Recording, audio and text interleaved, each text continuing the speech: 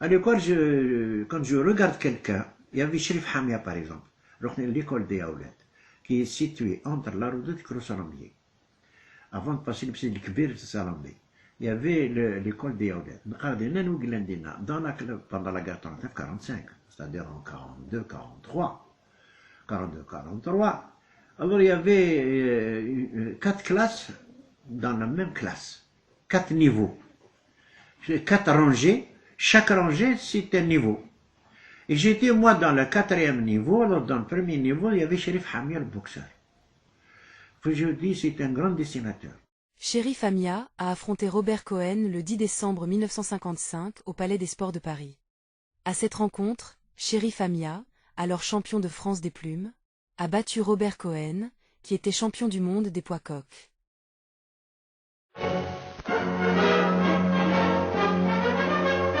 World bantamweight champion Robert Cohen takes some heavy punishment when he meets Sherif Hamia, featherweight champion of France in Paris. Lucky for Cohen that this isn't a title fight.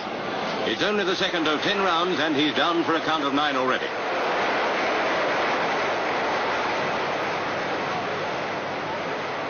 Cohen is ready to take some more, but the bell gives him a rest.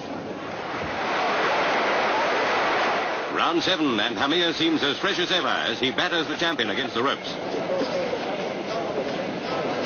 A blow while Cohen is down earns Hamia a telling off from the ref. But Cohen decides to take a seat, so the ref starts counting. Up again at the count of 9, but although Cohen's got plenty of guts, his eye is bleeding badly. He lashes out at Hamia in a last desperate effort. But that eye is too far gone, and the ref stops the fight. And although Cohen and the crowd don't like the verdict, Hamia wins on a technical knockout. Il y avait notre maître, notre cheikh de la cour, qui s'appelle M. Afian. M. Afian. Taqbayli. C'est pas un requin? Un requin. Voilà. C'est un requin. Et de mixte famille, hein. Parce que il bosse une noix qui est M. Magua. قرب يثوث الصغار سفر اللي بريك مثلا c'est un cheikh de la cour معناه يقبح. Voilà.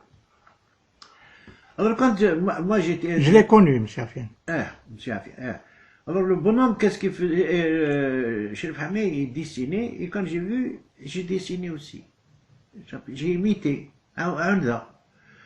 Alors quand il y avait un truc à dessiner sur le tableau, alors M. Afian, il dit, Sherif, passe le tableau. Alors fais-moi un artichaut, fais-moi un chou-fleur, fais-moi... Et il a fait, il faisait. Alors, quand il m'avait dessiné, il dit, Zanoun, allez, passe le tableau de l'autre côté, parce qu'il y a deux tableaux différents. Fais-moi ceci, fais-moi cela.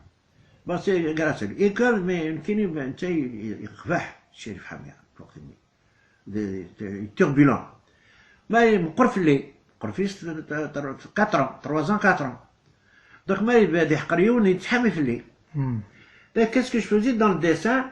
Alors, qu'est-ce que ما ورا je fais la caricature, يتشابه رورز, une tête de chien, une tête de bourrico, une tête d'âne. Alors, des fois, quand je regarde quelqu'un, les élèves venaient مقرن في اللاكاكي، مثل المقرن دينا ما تخسرش يا بركة، وغني يسقو الزوبر، تسووني ندير الشوكولا، تسووني حلوة، تقول من المقرا كي يدي فيك الشوكولا دي، أو جبت لك الشوكولا، جبت يعني. باش تطرش مضارها. Voilà, voilà, je défendais ça. Bon.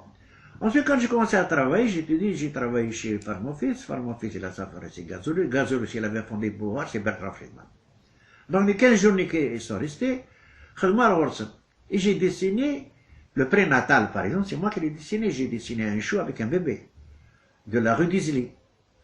Alors, et après Fatih, c'est un groupe de choc aussi. Le bonhomme, c'est lui le souffleur, c'est l'un des plus grands souffleurs d'Europe. Il faisait avec le verre, Chalumeau, il faisait un dessin, il faisait un portrait, il faisait comme ça avec le verre Pyrex. Alors moi je dessinais sur une feuille, et lui, dans des cales, il mettait le verre Pyrex en machin, le Chalumeau, il tordait, il suivait, et il sortait le motif. Il y avait un coiffeur à côté, il s'appelle M. Alphonse. Il avait le salon de coiffure pour dames, au premier étage, pour hommes au rez-de-chaussée. Il avait une grande vitrine. Et comme c'était un voisin, il a vu que je dessinais justement chez Gazolus. Qu'est-ce qu'il a fait? Il y avait un jeune coiffeur, un ouvrier. Il a fait ça, il dit, est-ce que tu pourrais pas, M. Alphonse, il te demande, est-ce que tu pourrais pas dessiner une belle femme avec une belle chevelure à mettre en vitrine? J'ai dessiné Veronica Lack, l'actrice américaine qui joue avec un Lad, Hamra Sirima, etc. La même belle chevelure blonde. J'ai dessiné Veronica, les crayons, c'est pas, il n'y avait pas le feutre à tout ça. J'ai dessiné, elle était tellement belle qu'il l'a mise en vitrine. Et qui c'est qui venait se faire couper les cheveux là-bas? C'est le directeur général de l'école d'Alger, un raciste. Quand il a vu ça, et moi je signe SAZ, S-A-Z, Saïd Zanoun. SAZ, ça veut rien dire, ça veut dire corps, ça veut dire n'importe où, rien du tout. Bon, ça n'a aucune signification. Alors, il a fait ça, il a dit, mais qui c'est qui a fait ce beau dessin, cette belle fille là? Alors il y a le coiffeur, M. Alphonse, le vieux, il a dit, c'est un petit garçon, il faut me l'envoyer. Je vais le faire travailler. Alors bon, alors on me dit, le coiffeur, M. Alphonse, il me dit, tu sais, tu as du travail. Hein. Tu vas quitter Farmon Fils et tu vas travailler à l'école d'Alger. Tu vas devenir dessinateur de l'école d'Alger. Je vais voir l'école d'Alger. Et je vois le truc. Il m'a vu que j'étais un Algérien.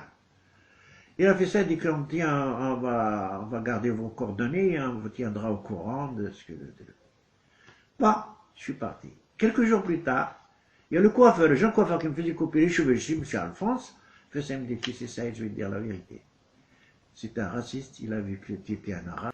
Le fils a dit, parce que tu es un arabe, il n'a pas voulu. Je dis, malish, sans faire rien, tant pis. Alors, et en même temps, j'ai oublié de dire que m'envoyer, c'est dimanche matin, parce que dimanche matin, il dépendait de l'école d'Alger. La même réponse. Il a mobilisé, c'était le truc, il se moquait de moi, quoi. Mais, ma chance, c'est que Pierre Jacarès, un responsable de Dépêche Magazine, qui dépendait de Dépêche Quotidienne, se faisait couper les cheveux chez M. Alphonse. Et le coiffeur qui il coupait les cheveux, il a fait ça, il dit, vous savez le tableau qui est en vitrine? Qu'est-ce qu'il a fait? Il dit justement, il a raconté l'histoire de l'école d'Alger.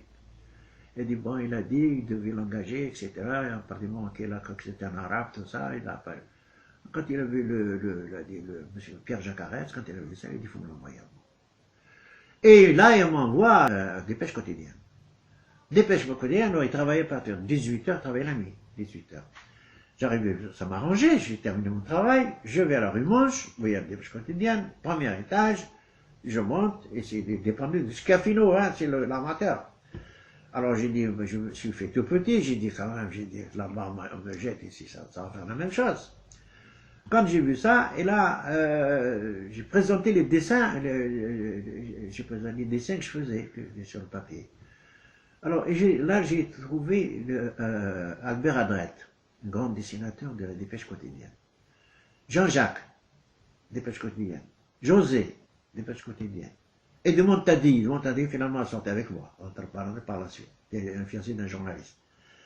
Et là, j'ai commencé à dessiner, et j'ai vu le jeudi, j'ai vu mes dessins qui sont sortis en première page de Dépêche Magazine, et alors centré, et autour de moi, Albert Adrette, Jean-Jacques, José, je suis devenu le chouchou du journal. Et là, ces deux-là, et ça a continué. Alors ensuite, Pierre Jacarès, il a créé le journal Fantasia, la rue Marat à Belco, devenu. Alors, il partait. C'est lui qui m'a engagé. C'est lui qui m'a amené. C'est lui qui se faisait couper les cheveux chez M. Alphonse. Il ne s'est pas entendu avec le responsable de Dépêche Quotidienne. Il a créé son propre journal, à Belco, à la rue Marat, qui s'appelait le Fantasia. Alors, il m'a dit, voilà, moi je quitte le Dépêche Magazine, j'abandonne. Moi, j'ai créé un journal à moi. Est-ce que tu vas venir avec moi? Tu peux rester si tu veux. J'ai dit, moi, en reconnaissant, j'ai dit, celui qui m'a emmené, je continue avec lui. Et je suis parti avec lui à Fantasia. J'ai abandonné Dépêche Magazine, Dépêche Quotidienne, et j'ai travaillé, j'ai fait le Fantasia avec lui.